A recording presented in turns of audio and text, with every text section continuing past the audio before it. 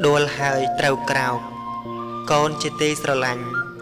phơiในដំណើរជីវិតនោះមិនមែនសុទ្ធតែរៀបស្មើទៅទាំងអស់នោះទេជីវិតមានឡើងមានចុះមានសុខមានទុក្ខជាគូគ្នាទៅរហូតដោយចំពោះក្នុងកិច្ចការងារបើរត់តែការងារធំរត់តែមានឧបសគ្គប្រសិនបើកូនធ្វើការងារអ្វីមួយដែលកូនបានគិតសពគ្រប់ហើយថាជាការងារល្អត្រឹមត្រូវ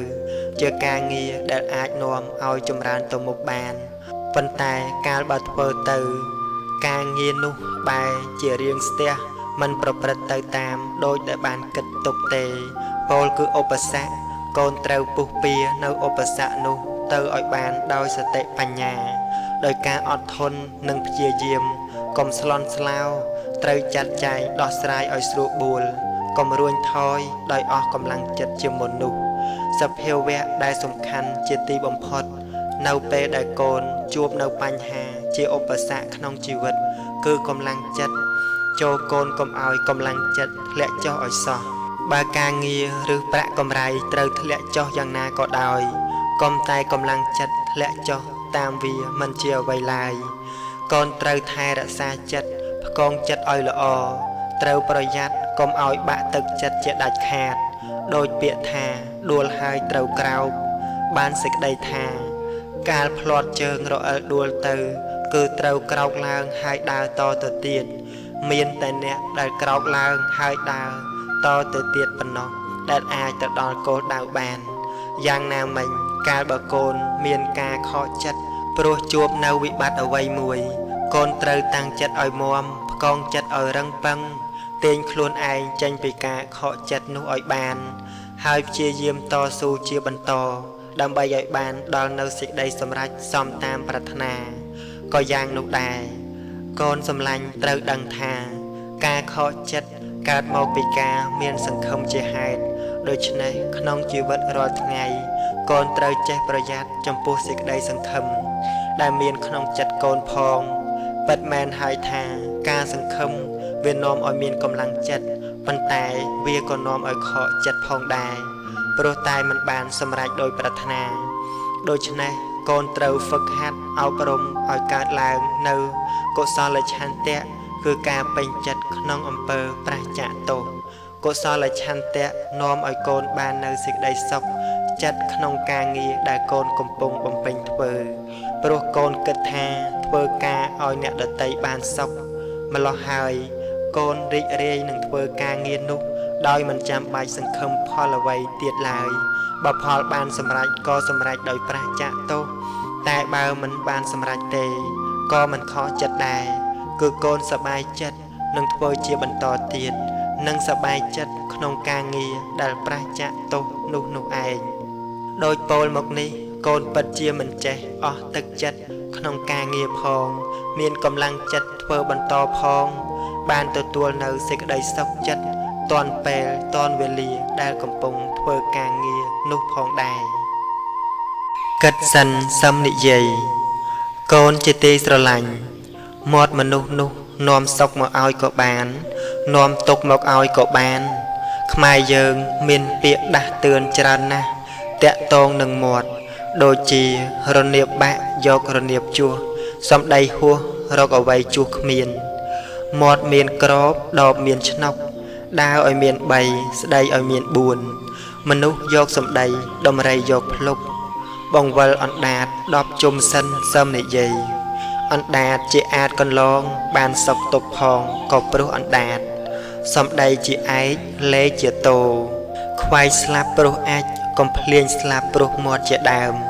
កាលបើកូនគប់រកអ្នកណាក៏ដោយធ្វើការទីណាក៏ដោយអ្វីដែលកូនត្រូវប្រយ័ត្នឲ្យណាស់នោះគឺមាត់លោកបានពោលថាមនុស្សល្ងង់ទុកបេះដូងនិងអណ្ដាតមនុស្សឆ្លាតទុកអណ្ដាតនិងបេះដូងបើកូនចង់និយាយអ្វីកូនត្រូវទុកដាក់សម្ដីក្នុងចិត្តគំនិតគិតហើយសឹមនិយាយកុំនិយាយរួចហើយទៅគិតកុំនិយាយអ្វីតាមតែចិត្តចង់កូនអើយនិយាយច្រើនខុសនិយាយតិចខុសតិចការចាំបាច់ត្រូវនិយាយកូនត្រូវនិយាយយ៉ាងមានសតិនិយាយឲ្យល្មមប្រមាណស្គាល់កាលស្គាល់ពេល đăng cả lạ tây xa nơi dây tam thua tam vị này chia xong đầy miềnប្រយោជន៍មនុស្សសម័យនេះពូកែនិយាយនឹងនិយាយបានច្រើនណាស់ប៉ុន្តែកូនត្រូវពិចារណាឲ្យល្អក្នុងបណ្ដាមនុស្សដែលពូកែនិយាយនោះតើមានមនុស្សប៉ុន្មានអ្នកដែលនិយាយដោយមិនលំអៀងនិយាយនាំឲ្យកើតការព្រមព្រៀងធ្វើឲ្យមនុស្សគ្រប់ផ្នែកកើតការសប្បាយចិត្តយើងមិនអាចទៅហាមអ្នកណាថាកុំឲ្យនិយាយដូច្នោះបានដោយសពគ្រប់ឡើយគេនឹងនិយាយល្អឬមិនល្អយ៉ាងណានិយាយអូសទាញនិយាយចាក់ដោតនិយាយអួតខ្លួននិយាយដោយល្ងងយ៉ាងណាគឺសិទ្ធិផ្ទាល់ខ្លួនរបស់គេកាលបើគេនិយាយហើយគេជាអ្នកទទួលខុសត្រូវសំខាន់កុំតែកូននិយាយដោយគេទៅបានហើយកូនត្រូវគិតឲ្យល្អមុននិយាយជាពិសេសនៅពេលកូននិយាយដល់អ្នកដទៃកូនត្រូវតែប្រយ័ត្នឲ្យណាស់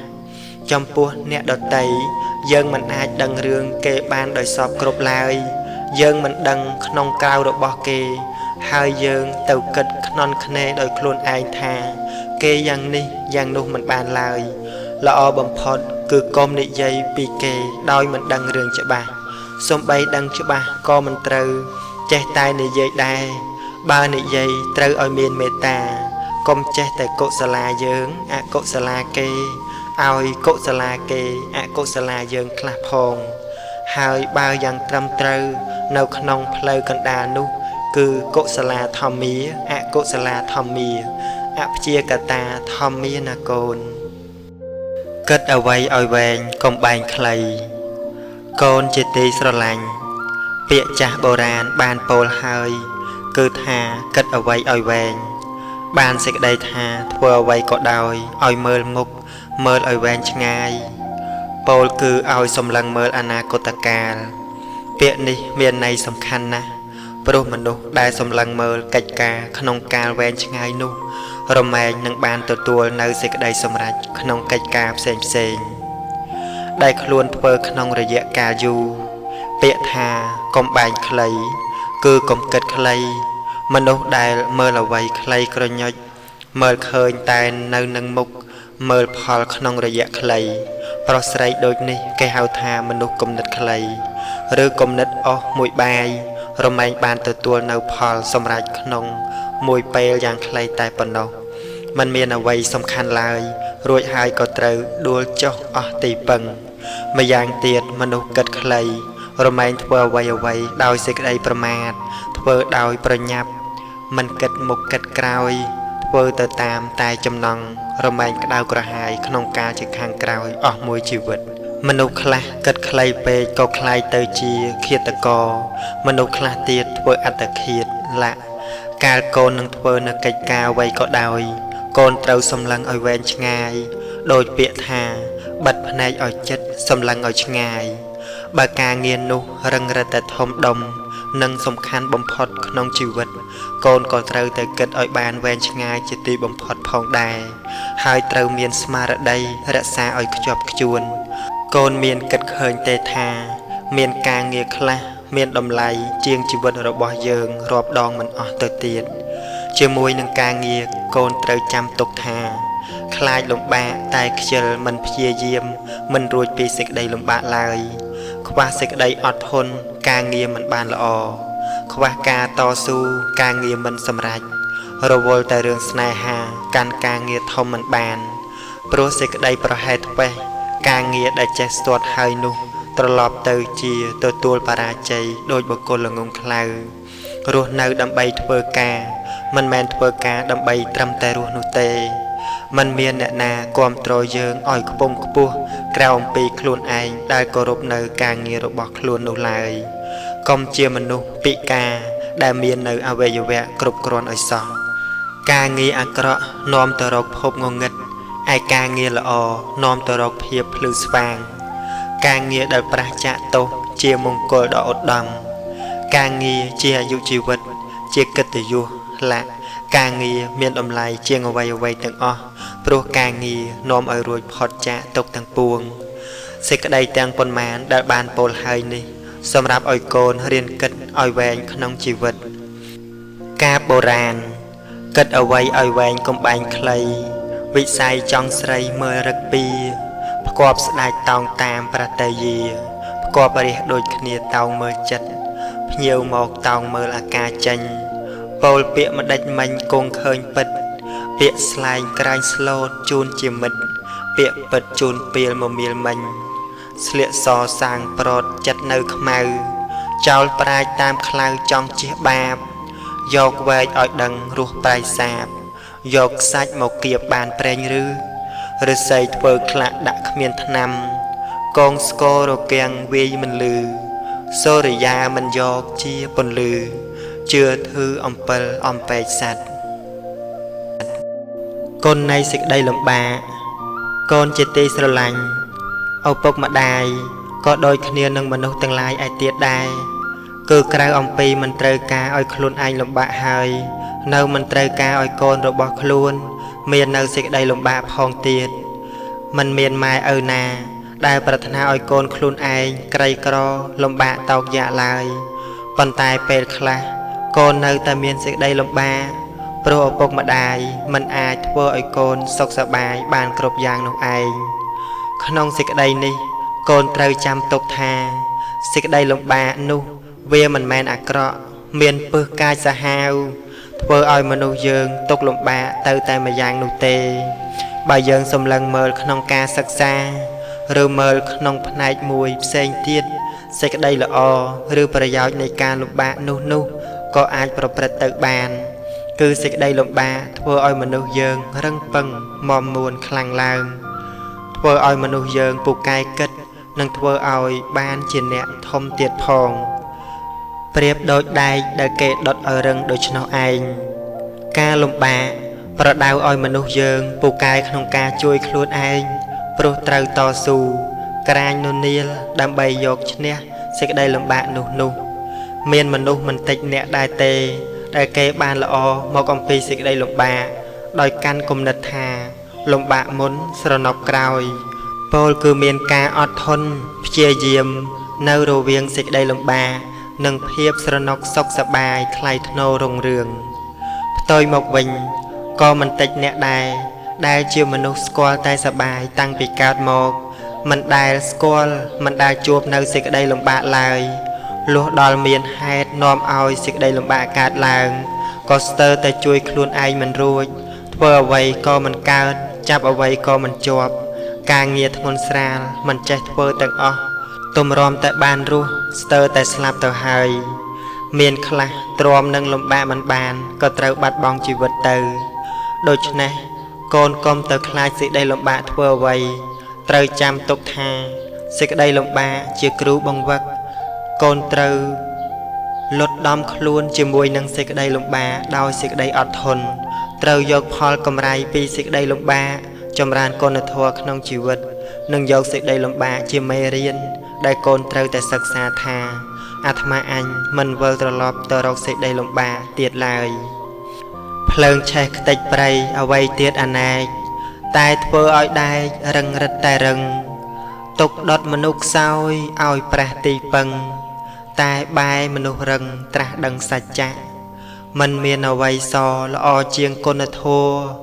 ខន្តីបវរតស៊ូឥតអាក់ទឹកតែមួយផ្តិលត្រឹមសើមប្រឡាក់ព្យាយាមដងចាក់ដាក់ពេញអាងធំវីរោប្រែថាអ្នកខ្លាអង្អាចទុកខ្លាំងមិនខ្លាចព្រោះអាចផ្សំផ្គុំព្យាយាមខន្តីបញ្ញាអប់រំឈ្នះមនុស្សទុកធំជួបជុំគុណគប់លទ្ធផលការងារជាតម្លៃមនុស្សធ្វើការដូចព្យុះជំរុះអភ័ព្វជំនះឧបសគ្គប្រចាក់កំណប់គុណធម៌ជាទ្រព្យជាប់តាមជីវិតមនុស្សដែលរឹងពឹងតែមិនរឹងរូសព្យាយាមជំរុះមានអ្នកក្នុងចិត្តទន់កាយវាចាមេត្តាមានពិតតែរឹងប្រព្រឹត្តសុចរិតដូចដែកសូមអនុមោទនាគូតស៊ូដ៏ពិតប្រាកដកូនជាទីស្រឡាញ់ក្នុងកិច្ចការគ្រប់យ៉ាងនោះអ្នកដែលធ្វើត្រូវមានការតស៊ូនិងមាននៅសេចក្តីលំបាកផ្សេងអ្នកដែលធ្វើការបានសម្រេចគឺជាអ្នកបានឆ្លងនៅឧបសគ្គនៃការងារនោះរួចមកហើយ ទោះជាឧបសគ្គធ្ងន់ក្តីស្រាលក្តីការដែលខំពុះពៀនៅគ្រប់ឧបសគ្គរហូតបានសម្រេចសុទ្ធតែដោយការតស៊ូជាមួយនឹងឧបសគ្គនោះប៉ុណ្ណោះមិនមែនកន្លងផុតបានដោយការកិច្ចជៀសឬលោតកន្លងដោយកន្លងរបងនោះទេគឺត្រូវពុះពៀចូលទៅកណ្ដាលឧបសគ្គនោះដូចជាអុំទូកអញ្ចឹងត្រូវឆ្លងកាត់រលកកាត់ខ្យល់ឬក៏មនុស្សយើងត្រូវដើរកាត់កម្ដៅថ្ងៃទៅដូច្នោះឯងទើបអាចបានឆ្លងផុតរលកខ្យល់ឬកម្ដៅថ្ងៃនោះទៅបានតាមពិតការតស៊ូជាមួយនឹងឧបសគ្គមិនជាលំបាកណាស់នោះឡើយបើយើងបានតស៊ូជាមួយនឹងចិត្តខ្លួនឯងរហូតបានឈ្នះជាមុនហើយនោះចិត្តរបស់យើងនេះឯងដែលជាគូតស៊ូពិតប្រាកដរបស់មនុស្សយើងការតស៊ូជាមួយនឹងចិត្តរបស់ខ្លួនឯងនេះលំបាកជាងការតស៊ូជាមួយនឹងឧបសគ្គផ្សេងជាខាងក្រៅដូចជារងាក្តៅហាលភ្លៀងហាលខ្យល់ស្រែកឃ្លានជាដើមការតស៊ូជាមួយនឹងចិត្តឲ្យឈ្នះនោះគឺត្រូវដាស់តឿនចិត្តឲ្យភ្ញាក់ខ្លួនមិនឲ្យទម្រុនមិនឲ្យរាថយឲ្យចិត្តមានកម្លាំងមិនឲ្យអស់កម្លាំងចិត្តជាមុនកាលបើតស៊ូជាមួយចិត្តរបស់ខ្លួនឯងបានឈ្នះហើយមានកម្លាំងចិត្តរឹងប៉ឹងហើយក៏អាចតស៊ូជាមួយឧបសគ្គខាងក្រៅបានដែរដោយសេចក្តីសង្ឃឹមថានឹងបានឆ្លងរួចផុតពីឧបសគ្គនោះទៅបានយ៉ាងមានសុវត្ថិភាពប្រសិនបើយកឈ្នះចិត្តខ្លួនឯងដោយការពុះពៀនៅឧបសគ្គសំខាន់គឺសេចក្តីខ្ជិលច្រអូសការរួញថយនិងការអស់កម្លាំងចិត្តមិនបានទេនោះតើនឹងអាចទៅតស៊ូជាមួយនឹងឧបសគ្គអ្វីបានទៅតស៊ូជាមួយចិត្តខ្លួនឯងឲ្យបានឈ្នះជាមុនហើយក៏នឹងអាចឈ្នះអ្វីគ្រប់យ៉ាងក្នុងโลกបានព្រោះថាក្នុងโลกនេះมันមានការតស៊ូណាឲ្យខ្លាំងក្លាដូចជាការតស៊ូយកឈ្នះចិត្តរបស់ខ្លួនឡើយអត្តាហេអត្តនោនេថោកោហេនេថោបរោសិយាខ្លួនជាទីពឹងពំនឹងអាត្មាអ្នកផ្សេងមិនដេចរានឹងថាពឹងបានអត្តនាហេសតន្ទេអ្នកទូនមានខ្លួនជាក់ជាអ្នកក្លាហានច្បាំងនឹងកិលេសក្នុងចិត្តសន្តានខ្លួនល្អកល្យានព្រះបានត្រាស់ថានាថាំងលពតិទុលភ័ងបាននៅធម្មំទីពឹងអស្ចារទីពឹងនេះក្រកំរអ្នកណាក្នុងវដ្តសង្សារស្រវាតោងបានគ្រួសារកក់ក្ដៅកូនជាទីស្រឡាញ់ពាក្យថាគ្រួសារជាពាក្យដែលមានសេចក្តីឬអត្ថន័យច្រើនគឺសំដៅដល់ការស្រឡាញ់ភាពកក់ក្ដៅភាពនៃត្រកូលតែមួយជាមួយគ្នាឡាក់នៅប្រទេសខាងលិចភរិយាតែងយកត្រកូលប្តីមកប្រើហើយតែងហៅគ្នាថាអ្នកផ្ទះខ្ញុំឬគ្រួសារខ្ញុំសម័យដែលកូននៅក្មេងៗយើងនៅរួមគ្នាជាគ្រួសារមានសម្លេងសើចសប្បាយមានសម្លេងរត់ប្រឡែងគ្នាបរិភោគអាហាររួមគ្នានិងធ្វើអ្វីជាមួយគ្នាមានភាពរស់រវើកឪពុកម្ដាយសូម្បីធ្វើការហត់នឿយអស់កម្លាំងយ៉ាងណាក៏ដោយលុះមកដល់ផ្ទះហើយគ្រាន់តែឃើញមុខកូនរត់មកទទួលជួយកាន់ជួយទទួលយករបស់របរនិងសាកសួរពីការហត់នឿយប៉ុណ្ណឹងម៉ែឪក៏បាត់អស់នៅការហត់នឿយទៅហើយមេត្តាបិតាឃើញកូនញ៉ាំបានកេងលក់ក៏សប្បាយចិត្តទាំងអស់នេះឯងណាកូនដែលគេថាគ្រួសារមានភាពកក់ក្ដៅនោះឥឡូវនេះកូនក៏បានធំអស់ហើយកូនអើយធ្វើជាបងប្អូនគ្នាកូនត្រូវតែចេះស្រឡាញ់គ្នាសាច់ឈាមជាមួយគ្នាយ៉ាងណាក៏កាត់មិនបានពាក្យចាស់ពោលថាកាត់ទឹកមិនដាច់កាត់សាច់មិនបានដូច្នេះចូលកូនកុំស្អប់ខ្ពើមកុំកំណាញ់កុំច្រណែនកុំខឹងក្រោធកុំនំកុំគួនអ្វីដល់គ្នាឡើយកូនត្រូវជួយគ្នានិងមើលថែគ្នាទៅវិញទៅមកឲ្យបានល្អបានមកធ្វើជាបងប្អូននឹងគ្នាហើយស្រាប់តែមកឆ្លោះទាស់តែងគ្នាវាជារឿងដែលគួរឲ្យខ្មាស់អៀនណាស់កូនអើយមនុស្សល្អ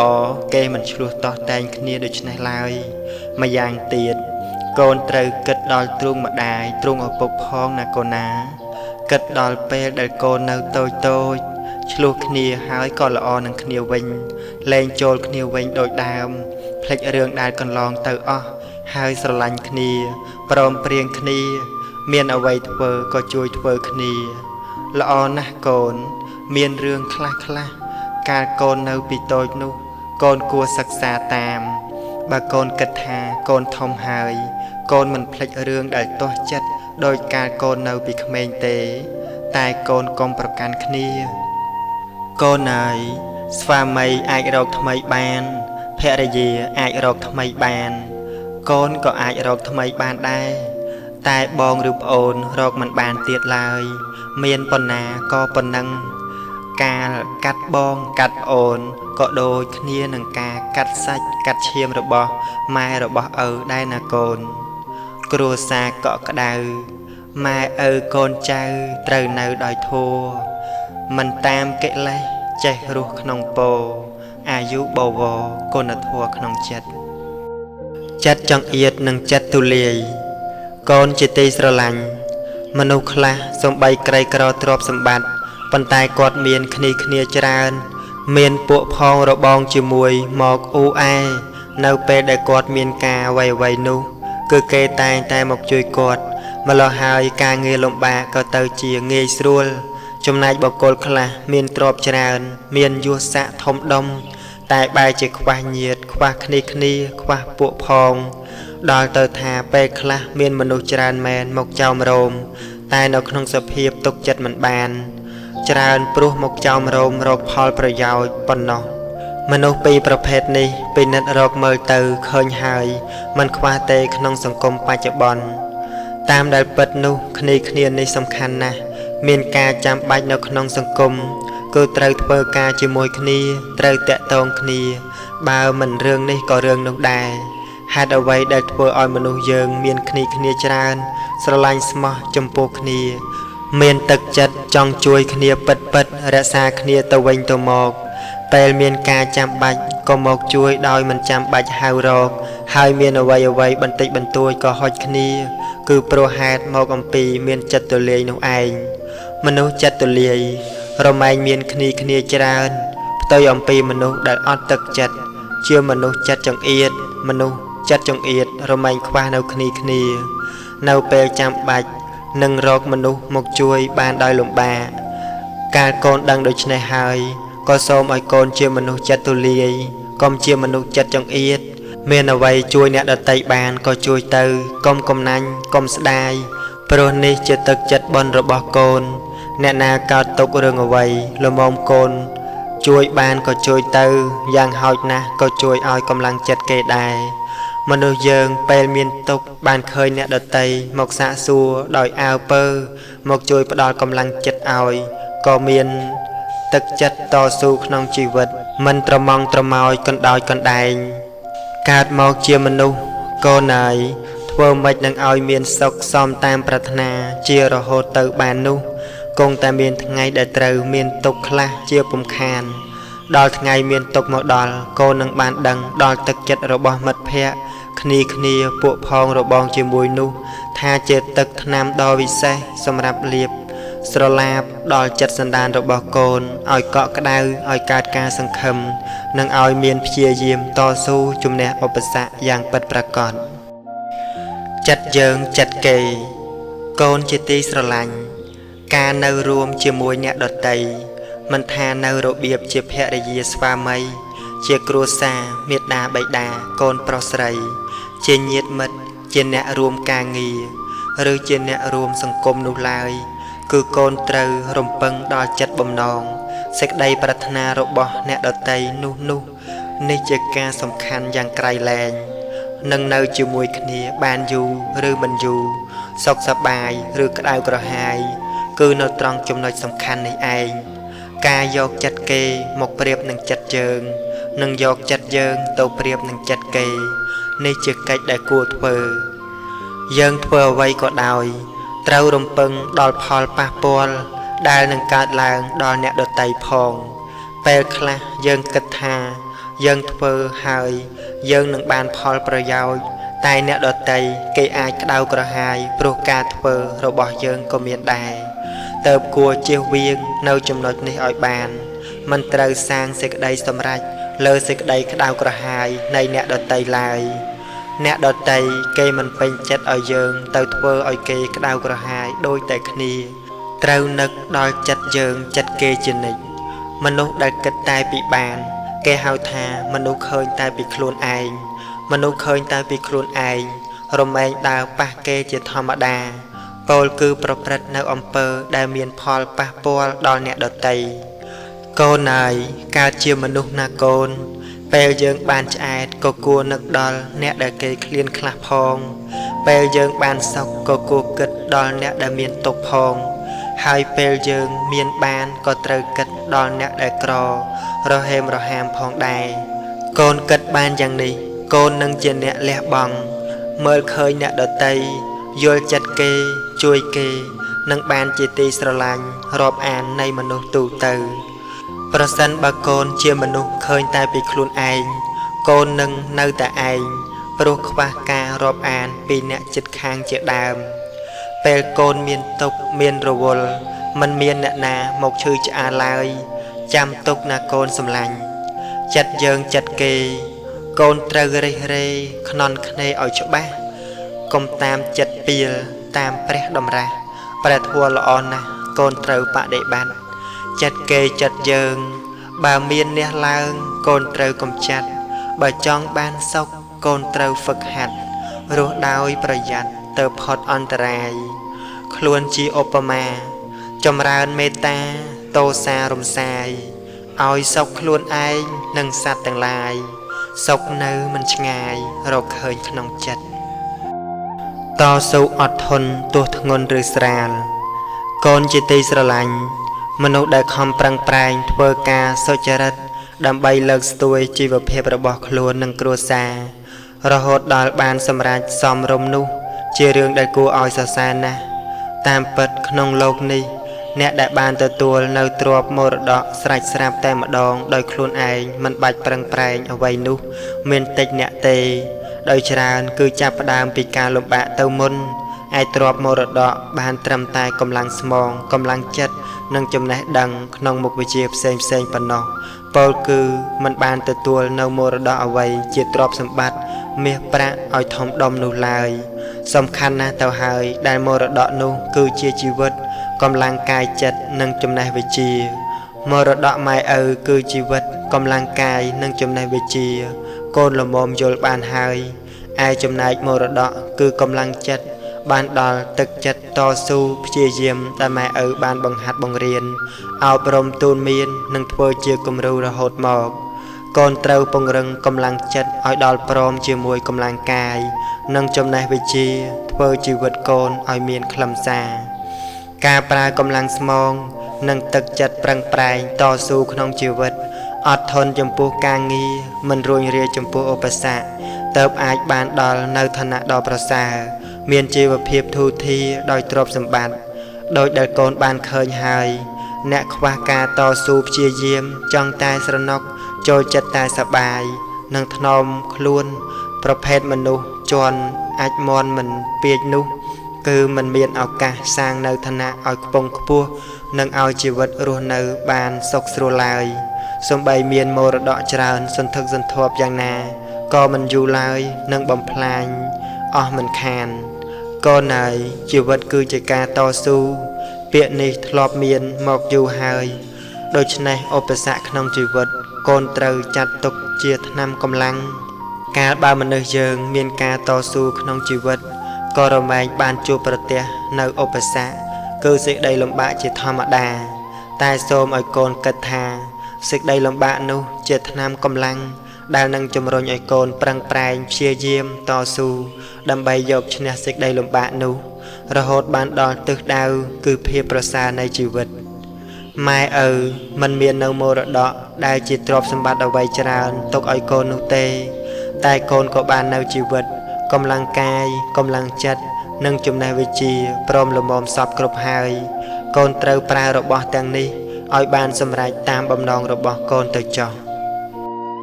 ត្រូវប្រើប្រាក់កុំឲ្យប្រាក់ប្រើកូនជាទីស្រឡាញ់សម័យនេះអ្នកណា ก็ឃើញប្រាក់ថាជាព្រះជាម្ចាស់ដែរព្រោះឃើញថាប្រាក់ជារបស់បណ្ដាលឲ្យបាននៅអ្វីៗគ្រប់យ៉ាងសូម្បីតែចិត្តមនុស្សក៏គេអាចទិញបានដែរមើលចុះមនុស្សរាល់ថ្ងៃនេះគឺសំដៅរកតែប្រាក់គ្រប់ផ្លូវដែលបានប្រព្រឹត្តគ្រប់វិធីទោះបីត្រូវធ្វើអាក្រក់ទុច្ចរិតខុសច្បាប់ខុសទម្លាប់យ៉ាងណាក៏ព្រមធ្វើទាំងអស់ឲ្យតែបានប្រាក់ព្រោះហេតុដូច្នេះហើយទៅក្នុងលោកយើងនេះត្រូវឡើងកម្ដៅទាំងកម្ដៅចិត្តទាំងកម្ដៅថ្ងៃប្រាក់សំខាន់ក៏ពិតមែនហើយណាកូនប៉ុន្តែចូលកូនកុំឲ្យសេចក្តីសំខាន់ដល់ប្រាក់រហូតដល់ភ្លេចសេចក្តីល្អភ្លេចនៅគុណធម៌នោះកាលបើកូនឲ្យសេចក្តីសំខាន់ដល់ប្រាក់ច្រើនពេកទៅប្រាក់នឹងត្រូវคล้ายជាចវាយលើកូនឲ្យពិតកាលបើមានប្រាក់ជាចវាយហើយប្រាក់ក៏នឹងប្រើកូនបង្គាប់កូនឲ្យធ្វើនេះឲ្យធ្វើនោះកូនអាចពិនិត្យមើលខ្លួនឯងបានគឺនៅពេលមិនទាន់មានប្រាក់កូនក៏មិនគិតចង់បានអ្វីច្រើនប៉ុន្មាននោះដែរចង់បានចង់ញ៉ាំចង់ទិញចំពោះតែរបស់ចាំបាច់ប៉ុណ្ណោះលុះដល់កូនមានប្រាក់ច្រើនកូនក៏ចាប់ផ្ដើមចង់ញ៉ាំចង់ប្រើរបស់ដែលល្អប្លែកថ្លៃលើសពីការចាំបាច់គឺមនុស្សយើងត្រូវប្រាក់បង្វិលឲ្យវិលខួរក្បាលអស់ដោយមិនដឹងខ្លួនទៀតផងមនុស្សយើងកាលមិនទាន់មានប្រាក់អាចមានពេលដេកពួនសម្រាកសម្រានសុខស្រួលវាស់ព្រឹកតែដល់ពេលមានប្រាក់ត្រឡប់ទៅជាមិនមានពេលដេកពួនស្រួលបួលរកថ្ងៃសម្រាកក៏មិនមានសឹងតែរកពេលបរិភោគអាហារឲ្យស្រួលមិនបានផងនៅពេលមានប្រាក់តិចអាចនៅជាមួយក្រុមគ្រួសារបានតែដល់ពេលមានប្រាក់ច្រើនបែរជាមិនមានពេលគ្រប់គ្រាន់សម្រាប់គ្រួសារទៅវិញធ្វើឲ្យគ្រួសារខ្វះការកក់ក្ដៅនេះឯងណាកូនប្រាក់វាប្រើមនុស្សព្រោះហេតុតែមនុស្សយើងទៅវង្វេងជាមួយវាកូនមើលចុះមនុស្សខ្លះនៅពេលមានប្រាក់ក៏គិតការធំដុំហ៊ានជួលគេឲ្យទៅសម្លាប់មនុស្សដែលខ្លួនស្អប់ចិញ្ចឹមក្រុមអ្នកលេងកាប់ចាក់មុខរបរទុច្ចរិតផាត់ក្បត់ក្នុងគូក្រងរបស់ខ្លួនប្រព្រឹត្តអនាចារលើបុត្រភរិយារបស់អ្នកដទៃប្រាក់វាប្រើឲ្យធ្វើអ្វីទាំងអស់បើមិនមានប្រាក់ទេគេអាចមិនគិតធ្វើយ៉ាងនោះឬគេមិនអាចធ្វើបានឡើយដូច្នោះកូនត្រូវតែប្រយ័ត្នត្រូវរៀនឲ្យយល់ពីចិត្តលោភចិត្តល្ងង់ត្រូវកុំឲ្យប្រាក់មកជាចវាយឬជាបញ្ជាការប្រើកូនឲ្យសោះកូនត្រូវតែជាម្ចាស់លើប្រាក់វិញជាអ្នកប្រើប្រាក់និងប្រើក្នុងផ្លូវត្រូវយ៉ាងនេះទើបកូនមិនក្តៅក្រហាយស្ដាយក្នុងការជាខាងក្រោយឡើយថ្នាំរក្សាចិត្តកូនជាទីស្រឡាញ់ដែលឈ្មោះថាទុក្ខហើយគឺមិនមានអ្នកណាប្រាថ្នាឡើយប៉ុន្តែគ្រប់គ្នាក៏រមែងមានទុក្ខជាប់តាមមានទុក្ខខ្លាំងមានទុក្ខតិចចេះតែមានជាធម្មតាទាំងដែលគ្រប់គ្នាមិនប្រាថ្នានោះឯងទុក្ខមានពីរយ៉ាងគឺទុក្ខផ្លូវកាយនិងទុក្ខផ្លូវចិត្តទុក្ខផ្លូវកាយរំងាប់បានដោយអាហារគ្រឿងស្លៀកពាក់ទីនៅអាស្រ័យនិងថ្នាំកែរោគឯទុក្ខផ្លូវចិត្តវិញត្រូវរក្សាដោយព្រះធម៌ព្រះធម៌ជាថ្នាំកែរោគផ្លូវចិត្តជាថ្នាំកម្លាំងជំនួយឲ្យចិត្តមានកម្លាំងមានសុខភាពល្អនិងជាទីពឹងផ្លូវចិត្តមនុស្សយើងកាលដែលមានរោគផ្លូវកាយបានអាហារបានថ្នាំជាដើមមកបរិភោគថែរក្សាក៏ស្ងប់រងាប់ទៅនៅរោគផ្លូវកាយនោះឯចំណែករោគផ្លូវចិត្តវិញគឺចាំបាច់ត្រូវតែយកព្រះធម៌មកថែរក្សាទៅបានសេចក្តីនេះកូនត្រូវតែយល់ឲ្យបានច្បាស់មនុស្សណាដែលមិនឃើញការពិតដូច្នេះមនុស្សនោះនៅពេលមានទុក្ខផ្លូវចិត្តកើតឡើងក៏រមែងជាទុក្ខដោយប្រះចាកទីពឹងសោកសៅពោលរៀបរាប់ឬក៏ស្រែកលោឡាបន្ទោសនេះបន្ទោសនោះចំណែកមនុស្សដែលមានបញ្ញាដឹងទុក្ខផ្លូវចិត្តថាជារោគរមែងស្ដាប់ធម៌រៀនធម៌ពិចារណាធម៌និងបដិបត្តិតាមធម៌ដើម្បីរក្សារោគចិត្តឲ្យដូចជាការរក្សារោគផ្លូវកាយដែរម្ល៉េះហើយក៏ជាអ្នកមានព្រះធម៌ជាទីពឹងសម្បីជួបប្រទះជាមួយនឹងទុក្ខក៏អាចកំចាត់ទុក្ខក្នុងចិត្តបាននិងអាចរកសេចក្តីសុខបានក្នុងជីវិតដែលជាសុខប្រះចាកទោសទៀតផង ការព្យាបាលរោគផ្លូវកាយមិនរើសវ័យ